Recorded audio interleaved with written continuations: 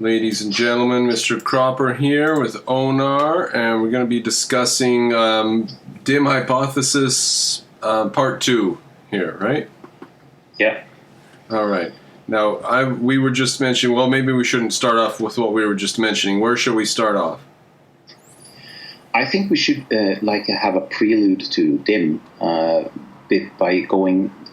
picking up on one of the critiques Rucka had against our conversation about genetics, where he was he was talking much about one sentence I had said. I was saying something along the line of, we tend to think in groups. Groupthink is inevitable.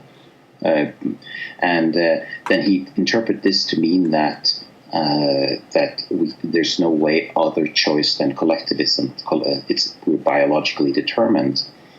And since we were also talking about that determinism is misintegration, indeterminism is disintegration, and naturalism is integration, it's quite fitting to talk about that, because with naturalism, I define naturalism in the Aristotelian way, basically that everything that exists is finite. It's limited. So therefore, including free will, right? So everything that exists must operate within limitations. You can't just magically do anything. You wishing does not make it so. So everything is limited. And I was listening to a conversation or a presentation by Paul Vanderklay. He's a minister in California. He likes to listen to Jordan Peterson, and he tries to he's a Christian, but he is far more thinking person than many atheists. So he's very interesting to listen to. And for many years, from his Christian perspective, he has been very interested in when people talk about what they mean with natural. What do people mean with naturalism? And because he believes in the supernatural, he wants to know what people mean by natural, right? So therefore, what he noticed is that when people talk about things being natural, they mean something along the line of being disengaged, something that goes automatically, something that happens by itself, something that doesn't require effort or work. So if I say it comes naturally to me, it means that I don't have to work for it. It just comes by itself automatically. And when I heard that, I was thinking, that doesn't fit at all with my definition of naturalism, which is like everything's finite. So is there a connection here? And I think I found the connection, which is that I have an external perspective. I see the systems from the outside, and I see them just behaviorally, you can make statistics of them. Whereas when he talks about this effortlessness, he's talking about an agent relationship. He's talking about consciousness. He's the inside perspective from inside of a consciousness. So he's talking about natural in the sense, how do we see the natural world from the inside? And what's natural is that which we don't have to think about. It just happens. And that's very interesting. So I then started thinking, can these be married? And I think I found the solution to that. What we mean by natural is the path of least resistance. The path of least resistance. What requires least effort. And that can be translated to the external view as the most probable path. The path that most people will take. That's the path of least resistance. So therefore, from the outside, you will have a probability distribution. And at the peak, where you have peak probability, you have path of least resistance. So the more you deviate away from the path of least resistance, the more effort you have to make, the more difficult it is to go that path. So therefore, if we translate into from the conscious agent with your emotions struggling against your temptations. You said translate from a conscious agent, and then you broke up for a bit there. I'm sorry, you'll have to say one more time. Okay, so when we translate to a conscious agent, it means that when we try to deviate away from path of least resistance, we have to make effort. We have to think. We have to work at it to be able to not just follow along the path of least resistance. Now, if we don't think, this path of least resistance, of not thinking, that's the interesting path that yes. What is that? Because that's the one. That's the one we're interested in, right? Or that's the one that's dangerous? It can't be dangerous with the path of least resistance statistically, because nature would not have selected for default settings that are bad for us.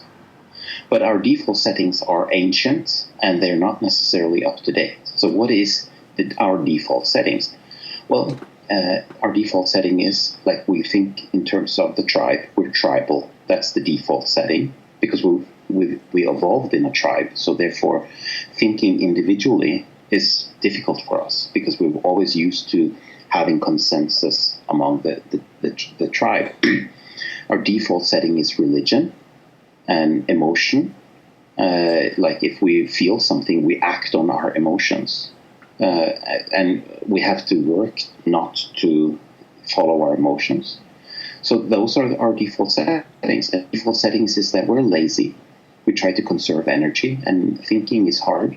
So we try to avoid thinking to save energy. And we are cowards. We try to avoid conflicts and risks whenever we can. So it's easy to fall into just what the group says. That's the safest thing. If your entire tribe says something, then you better not say something else, because you'll get killed if you deviate from what the tribe thinks. So that's good. That's okay. We live today, so obviously our ancestors benefited from this, living in like this. So it can't be that bad. It's just that now we are in a situation where we have a much larger society, and now it's more important to think. We're living in a society where, for the first time, thinking is actually become truly a survival tool for the individual. But the point was that when I said the thing that Rucka didn't like is that we tend to fall into patterns of groupthink, or thinking in groups. We have tribal allegiances. That's what I mean. That's our default setting. It doesn't mean that we have to follow them. We have free will, so we can choose to deviate from that. But if we don't do anything, we zone out, then we will fall into tribal patterns. We'll fall into religion. Look at, for instance, the atheists who believe that they're atheists. And what is the first thing they do? They start worshiping Gaia, right? Or the state. So they believe they're so atheists, and they just keep on worshiping this greater good. So stopping that behavior is very difficult. Or Gavin McGinnis, who was an atheist and has recently started going to church again and says he believes in a higher something.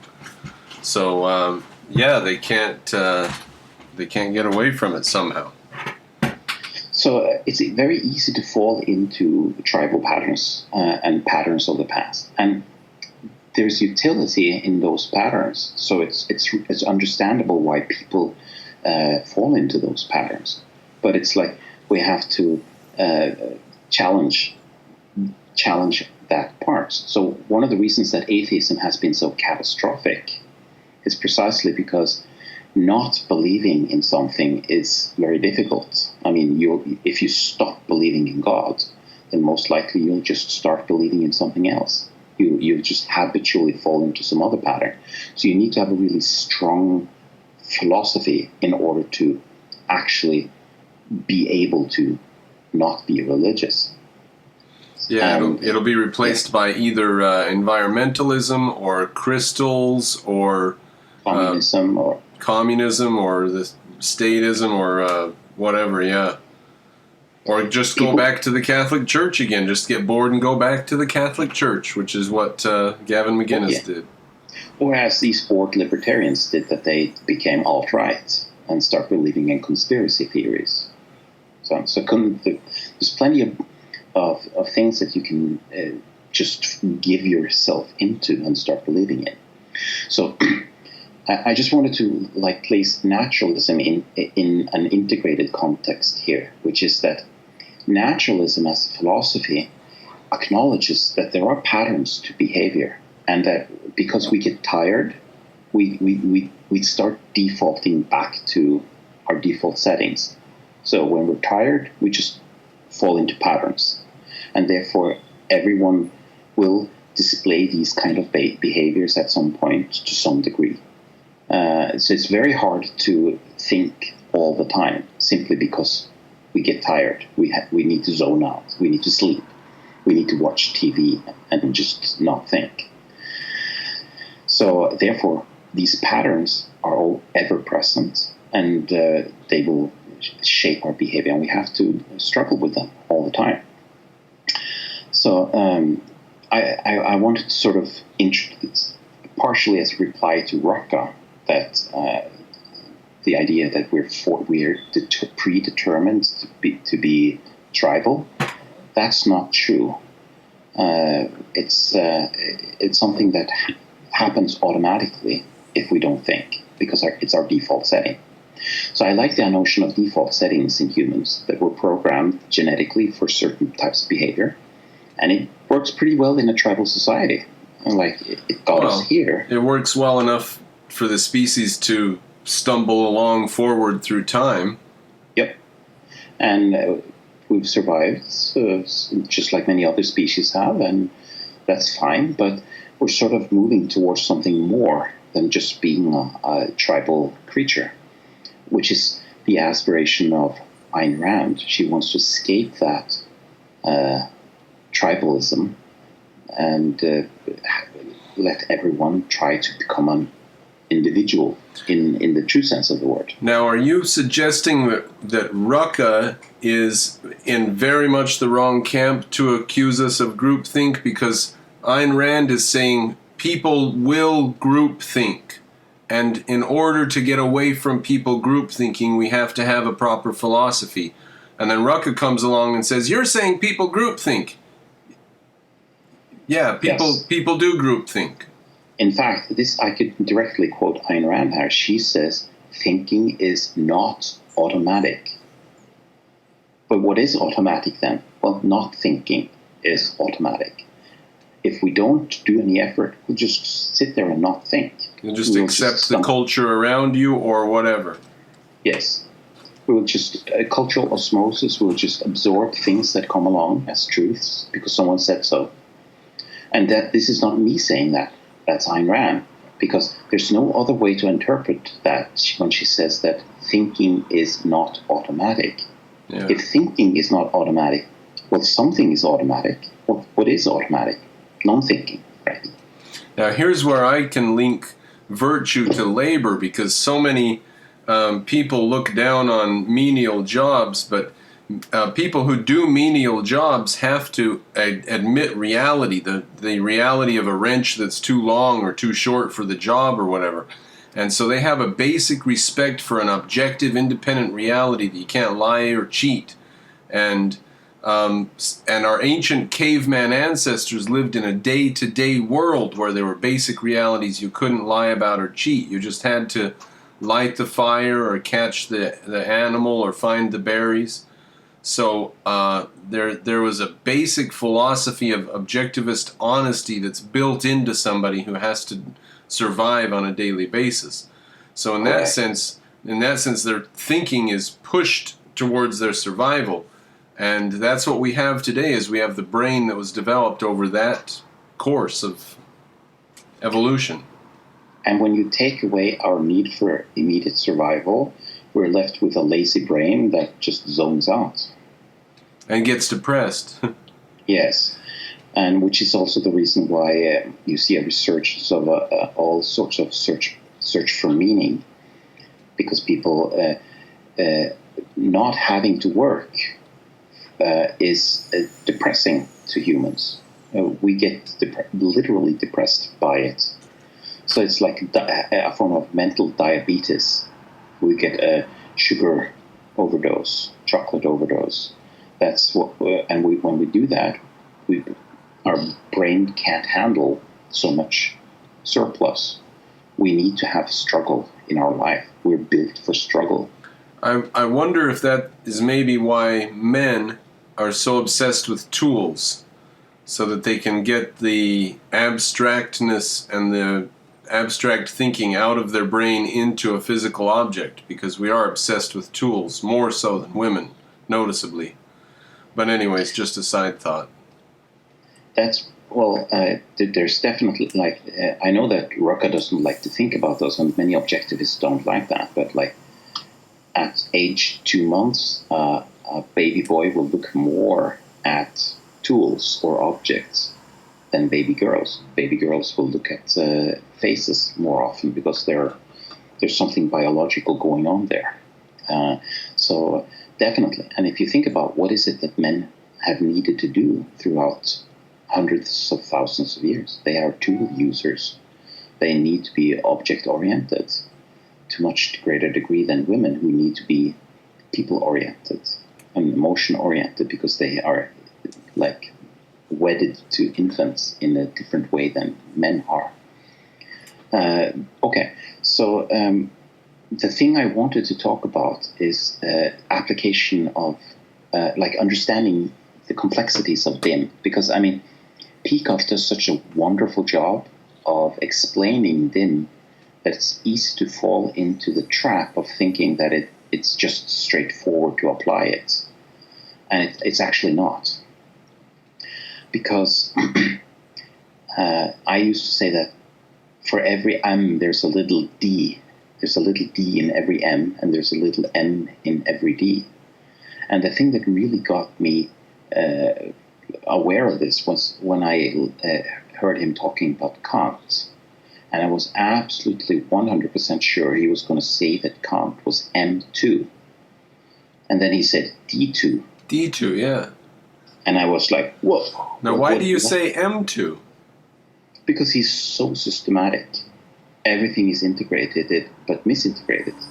Like, he has all of these rules that he maps out all of reality in all these fancy rules of his. So he has this complicated set of principles that are totally misintegrated. Yeah, that's true. Fair enough. He's got his categories, right? That's right. So he has all these principles and categories and imperatives and blah-de-blah-de. And it's rationalism, but it is integration. No one can say that he's not doing some form of integration there. He's making work. So why was it that Peikoff called it D2? It's because he says that it's a tool for destroying epistemology, for destroying thinking. What he designed is a weapon of mass disintegration. Right? That's basically what he did. And so even though it's very structured, it's a bomb in the brain. It's designed to, if you implement it in your brain, you will disintegrate. So even though the tool itself is very nicely integrated or misintegrated, the purpose of this tool is to destroy your capacity to reason, to make room for faith. Yeah, that's interesting. I didn't really think of Kant as M-type, because M-type I take to mean like a religion where you're trying to benefit life and you're trying to make life better in some way. Well, he is that. Why does he try to make room for faith? I don't know. I wonder if he was Ellsworth Toohey and knew what he was doing was terrible. I don't know. Quite possible, but if we give him the benefit of the doubt, just for 1 second, he says that religion is somehow important for meaning in life, think a little bit along the lines of Jordan Peterson or something like that. Yeah. And he doesn't want to, like Nietzsche. Jordan Peterson keeps on getting back to Nietzsche, where Nietzsche says that God is dead, but he didn't say it in like a very triumphant way. He says that I don't remember quite the quote. There's a very he said God is dead and we have killed him, and there's not enough water to wash away the blood from our hands. Now that's not a triumphant statement. Right. That's not a So basically, what Nietzsche said, he said, now that we have killed God, we're going to see mass murder. We're going to see something awful happen because we're not very good at creating values. We're given handed down values from faith, from our past. And now that we've destroyed our roots, what's going to bubble up instead is probably something along communism who's going to murder millions of people. That's what Nietzsche said. And he was right. He was absolutely right. So he was not triumphant precisely because he saw that faith, however much you can criticize it, it was actually the container of lots of stuff that prevented us from killing each other. So if you had to choose between the Catholic Church and Karl Marx or Lenin, the choice is not very difficult. It's a pretty rough choice, though. The Catholic Church was a bad master for a long time. So yes, but the thing is, we're judging them, I think, actually unfairly, because I mean we're just used to think of them as the worst case. But when we compare them to all the other alternative, then Catholic Church all of a sudden doesn't look so bad compared to Mao, Lenin, Stalin, Pol Pot, all of these other alternatives. You have to give them credit for basically worshiping the writings of Aristotle. Yes.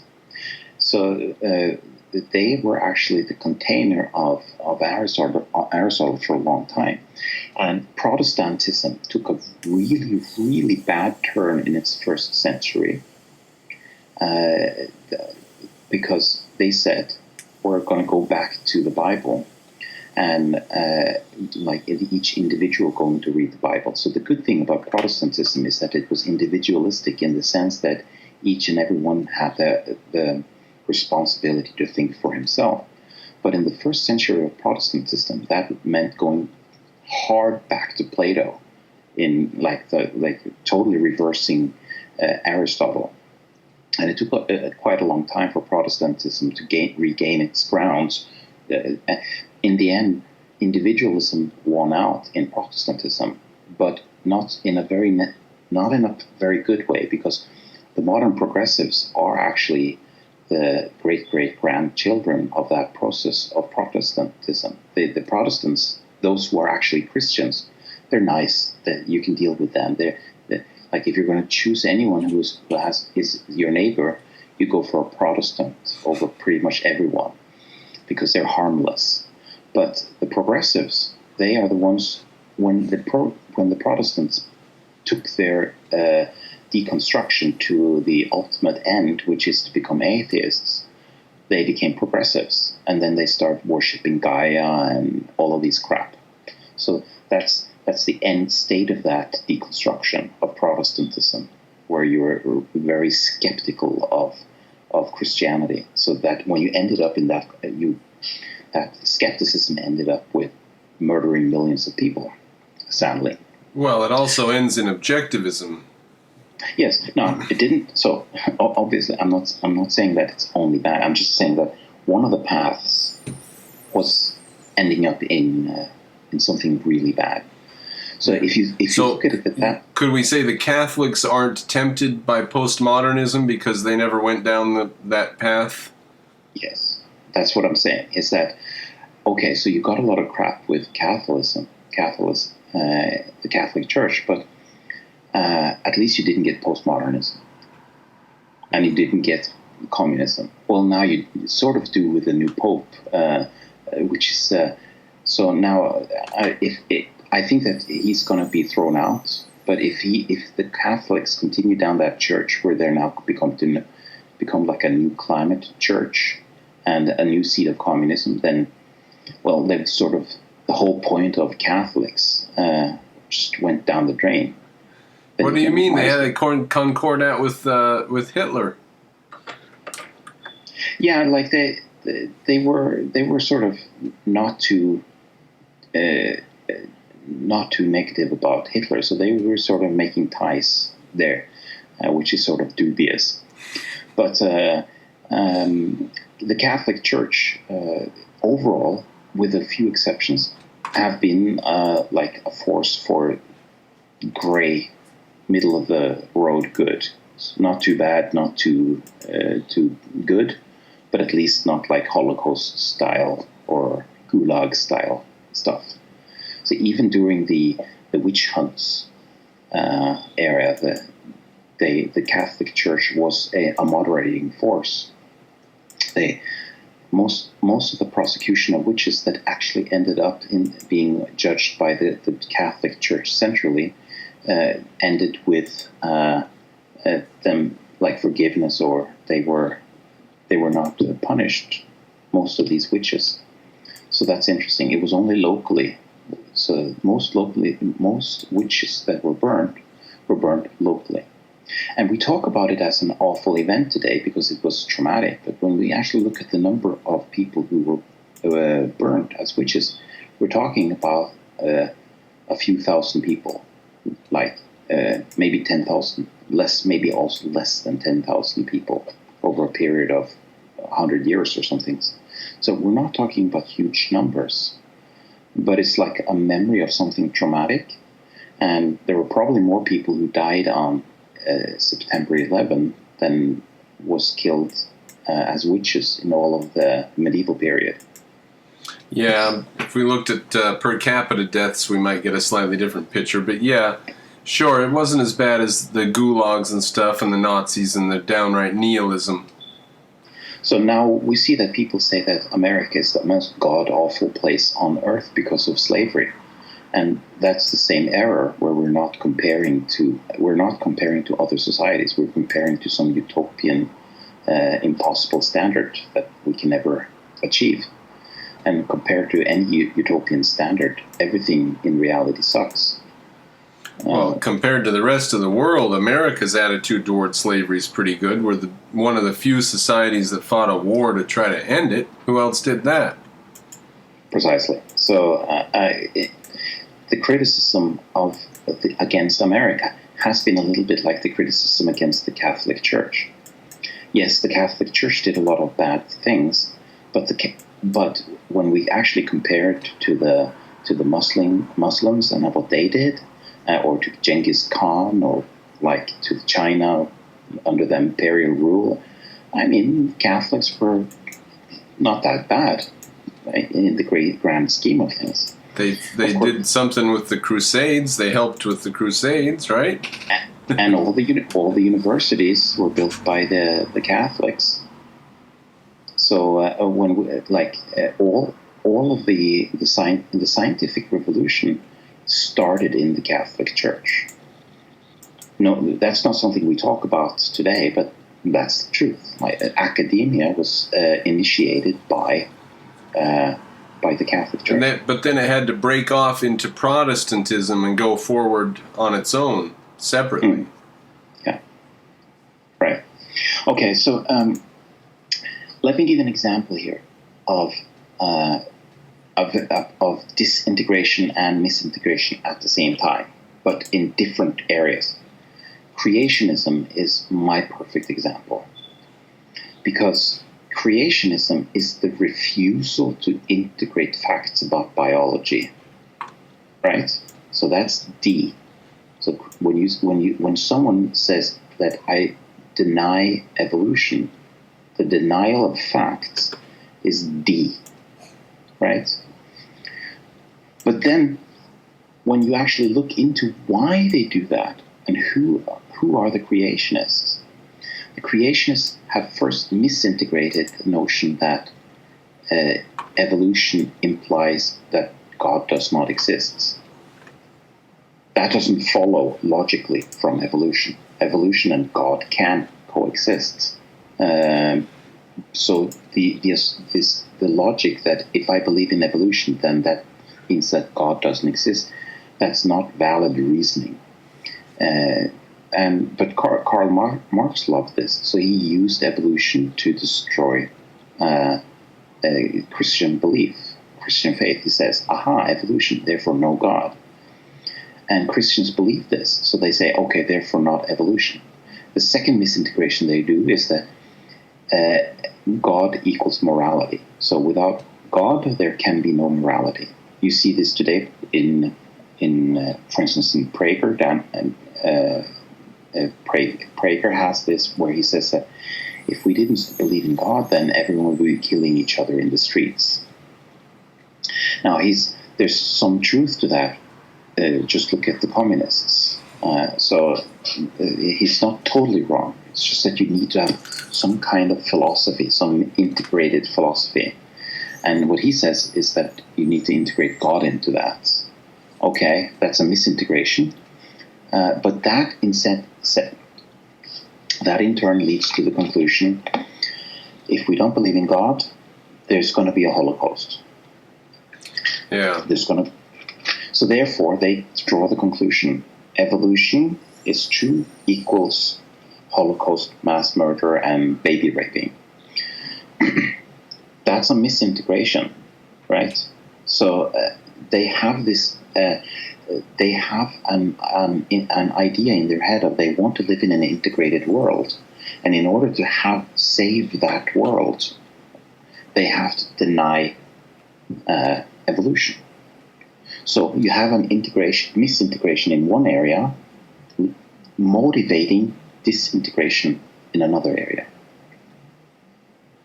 Now, I actually have an example from Ayn Rand. This one is good.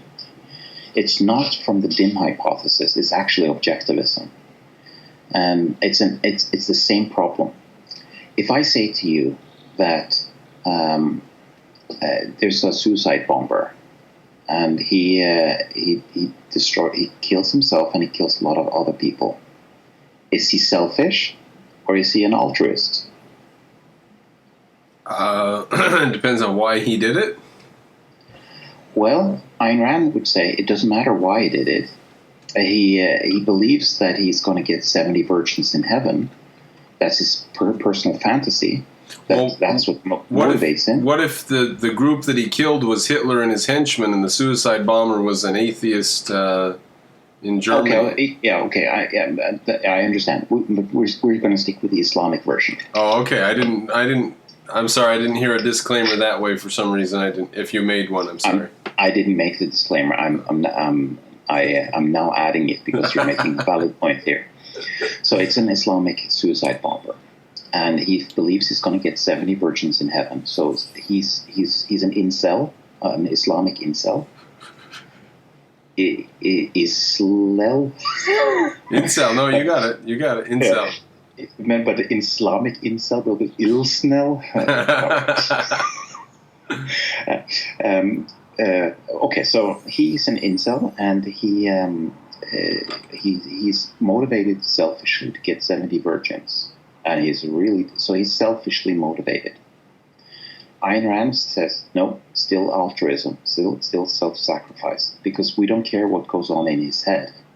We just evaluate him objectively from the facts, and objectively he is being altruistic. Right. Now, we can make a distinction between those who are true altruists in their head and those who are supernaturally selfish.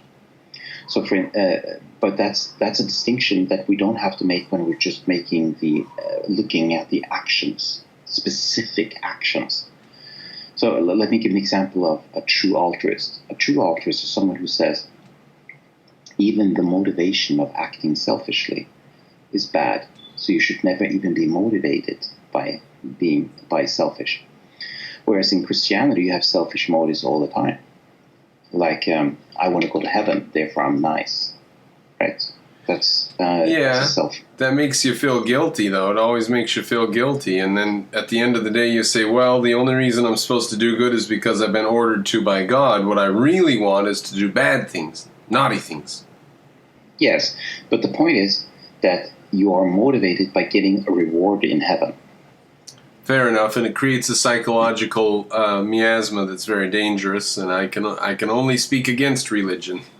Now, I'm not speaking for this. I'm just noting that there's a very important difference between those who are psychologically motivated for selfish reasons, True, as opposed to those who are psychologically motivated for just destroying stuff. true enough. Somebody with an IQ of 90 or 80 who doesn't never studies anything or whatever and is just handed the culture around them, at least you can tell them, do good or else you won't go to heaven. Yes, because we can actually turn the Ayn Rand's example around by saying that suppose someone in their head believes that they're being altruistic. So like, I'm sacrificing myself every day. I'm not stealing, I'm not murdering, and I'm not raping. Oh, I really want to do it, but I'm just sacrificing myself every day because I want to get into heaven, or not even that. But it turns out that you're just acting objectively selfish. So she would then characterize that behavior as objectively selfish, even though in his head he's being an altruist. So she would say, I don't care what's going on in his head. He's selfish. Because Right, he's so not murdering people. for whatever reason that the guy avoids gambling, drinking, and cheating on his wife, he should be avoiding gambling, drinking, and cheating on his wife. Yes. And that's what we're evaluating him on his behavior. Now, what we just established here is that Ayn Rand, when she makes an evaluation objectively, she looks at behavior. She doesn't look at motivations. Motivations have a place, but not when you're just making the direct judgment of what people are doing, their actions. You judge people first and foremost on their actions, and what they're actually doing. And if you do that and you judge creationists, you don't care why they deny evolution. You say they just deny evolution. True. So therefore, based on the same logic, that's D. Their actions are D. That they have a different motivation doesn't matter. Religious people who deny evolution are D-type, even though they're M-type in the sense of being religious and whatever. Still, it's a D-type attitude when they disintegrate evolution. Yes, but notice I'm being very contextual here. I'm saying that right next door, they might be I or M or whatever, but in evolution, and only in evolution, they're D. So I'm being very specific. I'm cornering the topic. I'm saying I'm limiting what I'm talking about to only this. Yeah. No, I mean, it definitely makes sense. When has this realization come upon you? Fairly recently?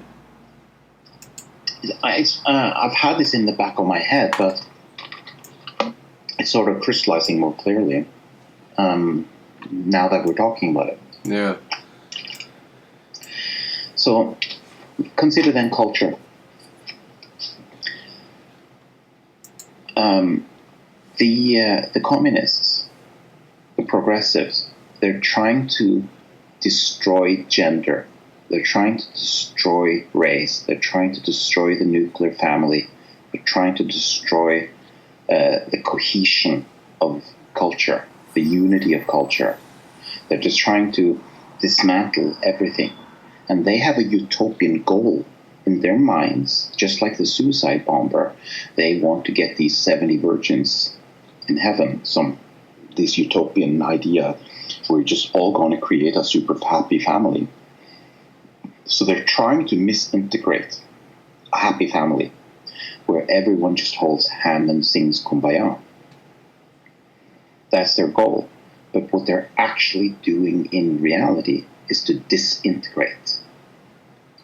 They're disintegrating the nuclear family. They're disintegrating gender. They're disintegrating knowledge. They're disintegrating truth. D. And they're doing it very intensely and systematically. D2. Right? So in action, when we look at specifically, we don't care about why they want the state to own the children. We just see that they're disintegrating the family.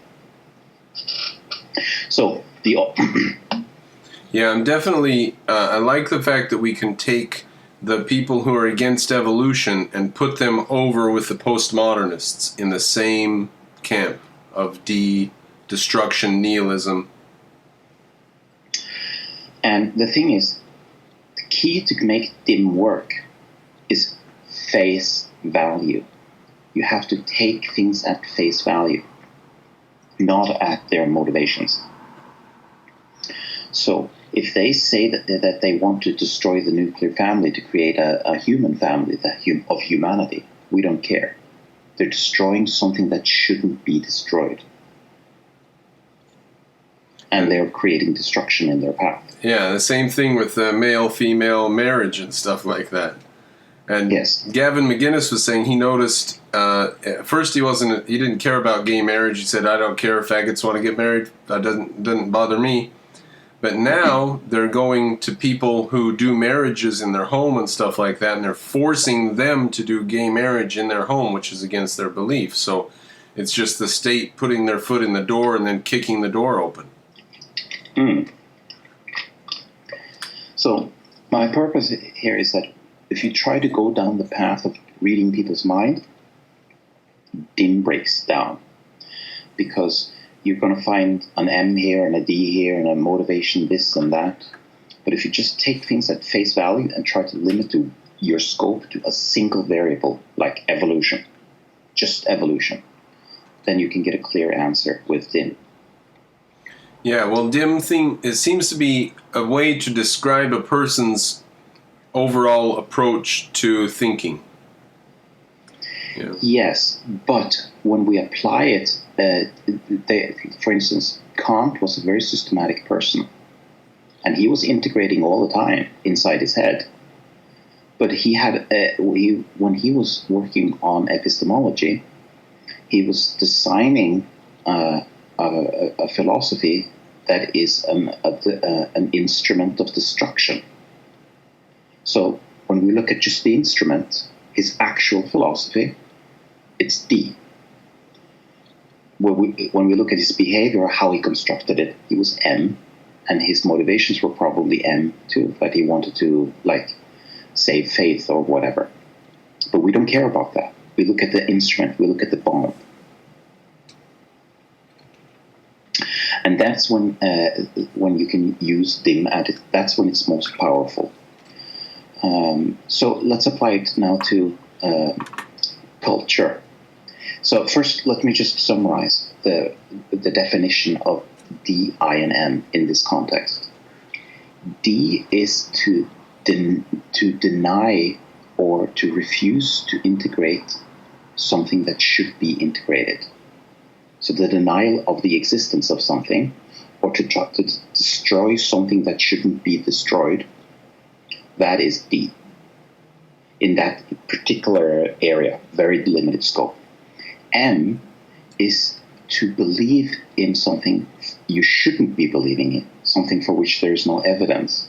You're trying to create something for which there is no basis. You're trying to erect something that doesn't exist. You're elevating into existence something that has no justification. So if you are saying that the race, for instance, is not just a statistical concept, but it's actually a greater good that you're trying to work, sacrificing yourself to, then you have misintegrated race. Then you're turning it to something real when it's not. But so, there would be the D type, which would totally ignore the existence of... What? Do you want to say anything about that, or...? That's like, if you're saying that race, there's no biological reality to race at all. Therefore, when we look at the statistics, it is evidence of oppression. That's Right. D-type, right? And we can't even do genetic testing for diseases if you're really extremely D-type. Precisely. So now I always get back to race. It's not because like I have a hiccup on that, but everyone talks about race, and either they are the alt-right type who want to like think only in terms of race, or you are the progressive types who only think in terms of race and as a tool of oppression. Well, we could apply it to the family. The D attitude to the family is blow it apart, disintegrate it, put the kids in school, put both the parents to work. The M attitude to family is all important, and it's the only way that it can be. And if you're not in a structured family with father and mother and kids, then you are an outcast of society. And the I is father, mother, kids is a pretty good situation, and we should all sort of hold that as our background ideal, and then just work with reality, whatever happens, and not worry about it, because it's not a big deal. That's right. So a key component here is that disintegration is destruction of something that should exist. Misintegration is the creation of something that shouldn't exist. So that's how you distinguish between. I is, well, you integrate something that should exist and you recognize it. Yeah. Or M is pathologizing something which exists or should exist. Let's now apply this to culture. What do we mean? What is I in culture? What is D in culture? What is M applied to culture? I think we've made the clear that we are trying to limit ourselves to the scope of only what, like a limited concept of culture. So I claim that multiculturalism is D-type, because you're saying you're going to destroy something that should exist. And what is it that should exist? Well, when you're living together in a society, you need to have common values. Because otherwise, if you don't have things in common with people who you live together, it's not going to work. You don't need to have everything in common. I sort of hesitate to use the term common core because it's been destroyed by the education people, but that's actually a very good way of thinking it. We should have a core of culture in common that binds us together in such a way that we can live peacefully together. So that means D-type would be that you speak French, I speak Spanish, the other guy speaks English, the third guy speaks German, whatever. Like, we don't speak the same language. We can't communicate. The guy next door, he likes to eat babies for breakfast, whereas the guy next door, he hates people who eats babies for breakfast and so forth. So you need to have some common values in order to be able to live peacefully together. And if those values crash too much, it's not possible to maintain a harmonic society. What is misintegration? Well, that's not just common culture. That's like monoculture, where you're forcing everyone to live within a straitjacket. You're going to ban everyone who tries to inject some kind of variation. So it's a very intolerant society. And so notice how the progressives look like they are M-types because they're very intolerant. But they are M-type in the same way that Kant is an M-type. They're trying to create this utopia. But in reality, they're first and foremost trying to destroy things that should exist. There should exist a common core that we are having in order for a society to be able to defend itself against common enemies and so forth from the outside. And we should have a common society, common language, certain common values, so that just things flows more easily. And we should and part of that value should be that, like, we value the family, because if we live in a society where the family is not valued, the nuclear family, well, then we're not going to have a society for very long. It's going to disintegrate. Yeah, I was going to say, in Russia, they won this culture war, and they took control of the society, and they had it for 75 years. When we come out the other end of Soviet Russia, you have almost no culture left in the country compared to what it was before. It's a very rich and intellectual culture before, with chess players and poets and writers and all this stuff. And now the attitude of females is very white trashy because they haven't been raised with the religious values that they were 100 years ago. They've really done a lot of damage to the culture in Russia. And you live there right next to it. Can you say anything about that, or? I have actually never been to Russia, although I plan to go there. I know people who I know Russians, so I have a lot of insight from Russia. What I can say is that, when the Soviet system collapsed, then the whole culture, all the garbage and all the sewage that they had created came to fruition. So they had 20 years of just garbage, like culturally speaking. What we're seeing now is that we have a very strong reactionary force to that. So nationalism is strongly on the rise in there, and religion is strongly on the rise. Yeah, religion I always thought would probably make a comeback. They right when the wall fell and everything fell apart, they were still doing ESP experiments and weird stuff. I mean, they never gave up on the weird woo-woo voodoo stuff over there. So even the scientific stuff in Russia was ESP and different stuff like that, even during the supposedly scientific time of their history. So I knew religion was going to make a comeback. I don't mind people doing experiments on ESP and stuff like that, because any kind of science is good science, in my opinion. Well, claiming breakthroughs and stuff, though. That's a different story. Yeah. That's definitely different. Yeah. So Lysenko, he was making crazy claims about evolution, which violated anything that was resembling science. And Lysenkoism is probably an image of much of what's wrong with Russia, even today. It's a very irrational culture, even the science part. Yeah. So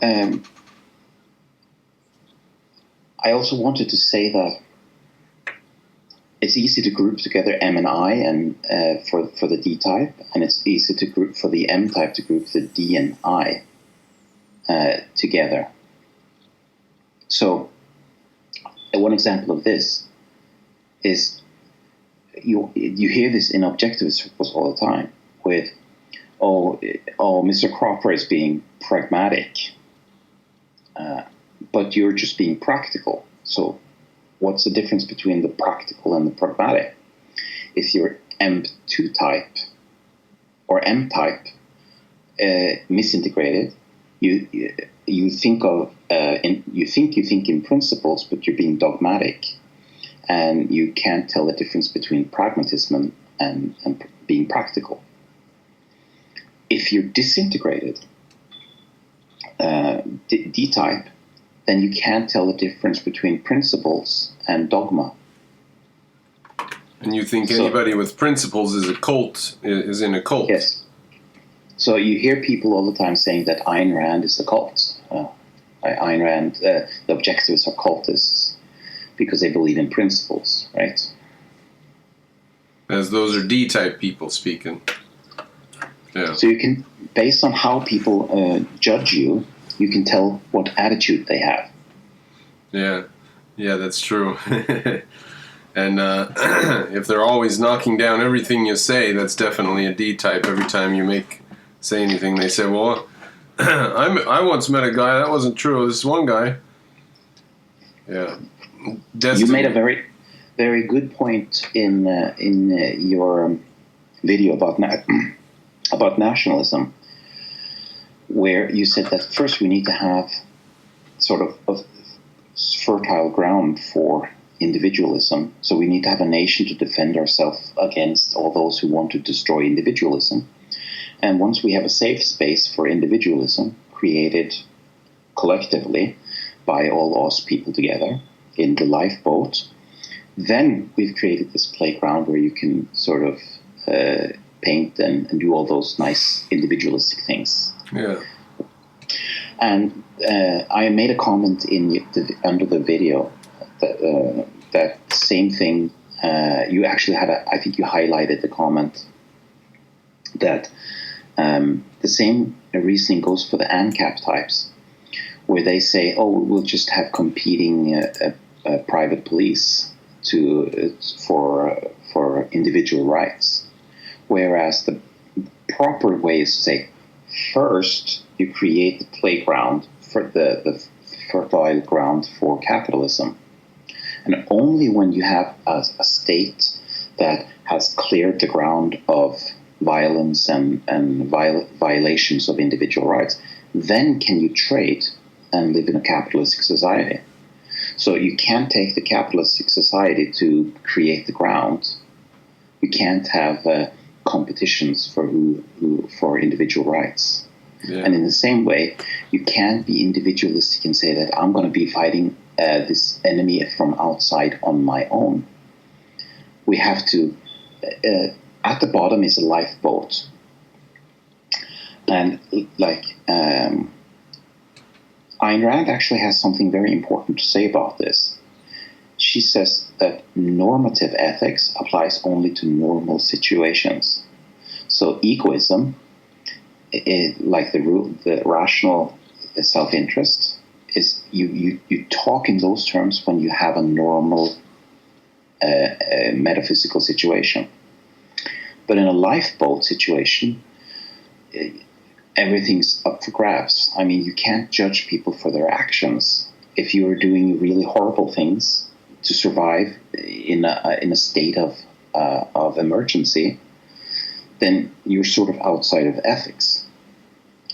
And now normally when people judge that, they think that she was only talking about, like, maybe you have to steal, maybe you have to kill in order to survive in a very awful situation. Like if you're about to drown, there's only five people, and the raft you're on can only take 3 people.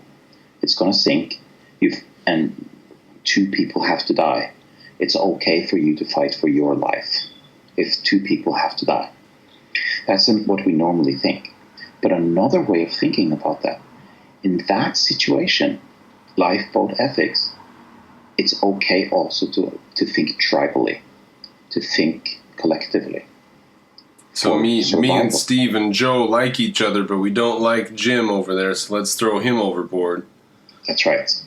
And we, America, like to live in an individualistic society. Let's band together and make sure that those barbarians from the outside don't come and destroy our little lifeboat here. Yeah, we have every right to do that. And now this means that nationalism has to be thought of as a form of lifeboat. And to some degree, lifeboat ethics applies to it. And people don't think about this, but you have to see your country as a boat on the ocean, a lifeboat on the ocean. It's a very comfortable, like cruise boat full of casinos and all of that, and it's plenty of food. But just outside the boat is harsh sea, and you will drown and die.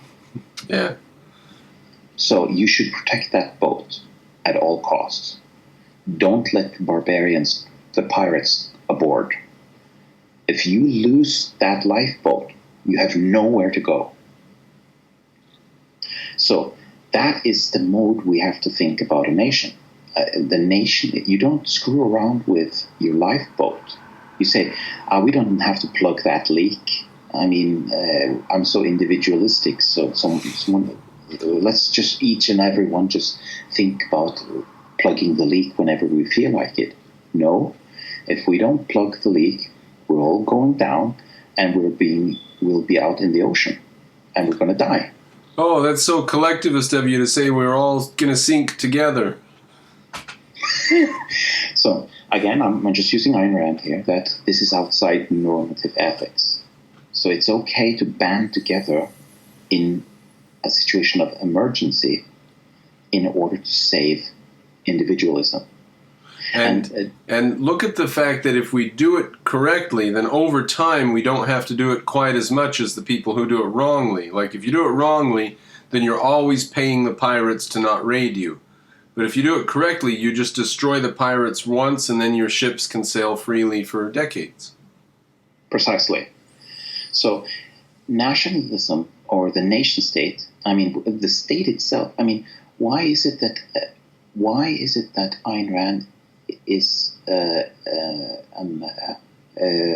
in favor of the state? Why isn't she an anarcho-capitalist? Right, exactly. Why isn't she an anarcho-capitalist? Is she a statist? No, she's not a statist. She believes in protection of individual rights, and that's what the state does. And she applies, even though she doesn't say it too clearly, unfortunately, she's applying emergency ethics. She says, if anarchism had worked in practice, she would have been an anarcho-capitalist. But it doesn't. And since it doesn't work in practice, the alternative to having a minimal state is to have Stalin or the invasion of the barbarians. That's the alternative. Yeah. So therefore, we have to have the state, because the alternative is being out in the ocean, yeah, on a raft. Because the world's full of bad people. There's a lot of bad people in the world. So, is that collectivist? Yes, the anarcho-capitalist says that, yes, Ayn Rand is collectivist, and she's a statist. That's what they say. Yeah. But there's no, like I said, there has to be a place to practice your individualism. You can't just be an individual floating in outer space. Yes, precisely. And for the same reason, you can't just have trade. You have to have a foundation for trade. And that foundation is individual rights. So before you start talking about corporations and trade and capitalism, you talk about individual rights, which is done by the objective state. Yeah, the most insane thing I've ever heard, we should probably wrap up here, the most insane thing I've ever heard is that if we did away with the government, the stock market would boom. The stock market would go up if we did away with the government. Oh my goodness. Well, that is a very strange thought. Well, it goes to say they believe that the state is always evil in all its incarnations, and they don't understand that we used to live in an anarchistic society, and that's why we have a state now. There's no anarchies anywhere in the world, and the reason is because everywhere that was an anarchy is no longer an anarchy. They're taken over by the other states. Well, if you look at it like that, then the whole world is an anarchy zone with competing defense corporations. Yes, but it's not anarcho-capitalism, because you have monopoly of power of violence within one geographic region.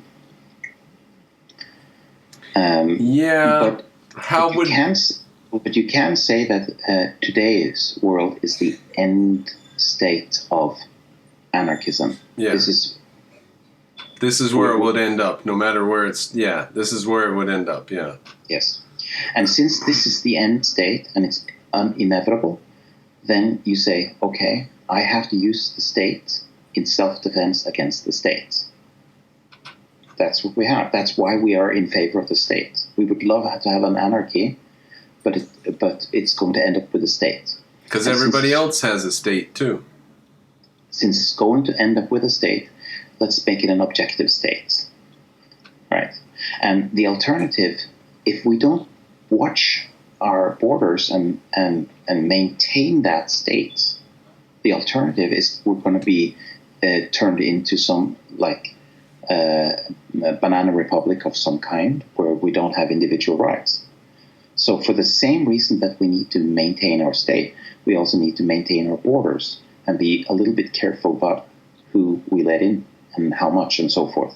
So we have those we allow in, we have to be able to integrate so that they don't threaten the lifeboat. So I think that all discussions of immigration have to be rooted in emergency ethics. I mean, that's the reason why Ayn Rand was in favor of the state. Otherwise, if it wasn't an emergency, she would have said anarcho-capitalism was fine. Right. And maybe as a final point, I think now I have identified Binswanger's fundamental error when it comes to. We talked a little bit about it in a previous video about Binswanger, but he wants to give an apology to immigrants for not allowing them to come in. And I'm going to make a very clear statement here that should be quite provocative to objectivists, which is that if you are a non-citizen in non-US territory, you have no rights in America, 0 rights in America, which means that the only reason we allow immigrations is not because the immigrants have rights, but because U.S. citizens have rights to invite them. Yeah. I was going to say, we can apologize to them, but we have to leave them outside. Yeah, we're going to say, sorry, we can't take you in. Yeah, but sorry. But what he means by apology is that we're violating someone's rights. And to the degree that we are violating someone's right, it is not the immigrants' rights we are violating because they don't have any claims, 0 claims. If anyone's rights are being violated due to closed borders, it is the people who are living in America, the citizens who have the right to invite people in. Yeah. And those who are the ones who should be have an apology, if anyone should have an apology. And it's those people who should have the right to determine what the immigration policy is. Yes. Certainly, the rest of the world certainly doesn't have a right to determine it for a given country. So, just to summarize that discussion, if they have a right to immigrate into the country, why don't they have a right to call 911? Why can't a Mexican call 911 in America and say, look, I'm being burglared, send your police to come save me? Yeah. Why Jurisdiction, borders. That's right. So if they don't have the right to demand Americans to sacrifice for people outside, why should they have a right to demand to become a U.S. citizen?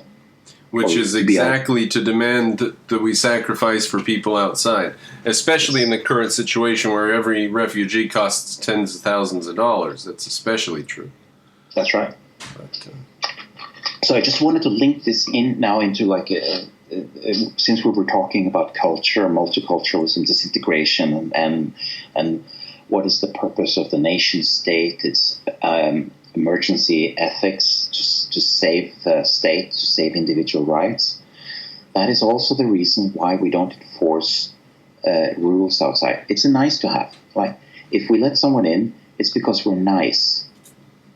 And if we enforce the individual rights outside of our borders, it's because we're nice, and it's because it's in our self-interest to do so. Now that's where I misunderstood Sunny, or I didn't fully understand Sunny when she said that these objectivists are almost like altruists saying we have to open the borders. Yes, I agree with that. Even though it damages us, it's our duty to open the borders for them and their well-being. It might hurt us, but still it helps them, so we have to do it. I think that all comes down to a fundamental misunderstanding of the concept of rights. I don't think we don't have to do that in this video, but that can be a nice follow-up on a later point, talking about the confusion around what is a right. Yeah, that might be good to clarify, especially in view of the immigration and border debate anyway. Yeah, but I feel that we're gliding over into another topic there. So you're saying we should try to wrap things up and try to stay things below 2 hours. So maybe this is like a surprise ending, not going off. I mean, no, I can easily go for 2 hours. It's just that it would be nice to be able for people to have a little bit of a shorter video to work with. Yeah, well, I'm up against the problem that I've got a sore throat and I'm sucking on a lozenge, so I can't keep on going. I can't even stop from seeing. There we are. I think we had a good conversation, though, so it's good for future topics, future conversations, like for instance, this topic of rights. Yeah. So let's hope and see that we have some good comments about this. Now, what should we call this? Dim Part 2? Is that sufficient for the title? Now we've... Yeah, Dim Part 2, then like comma, possibly things like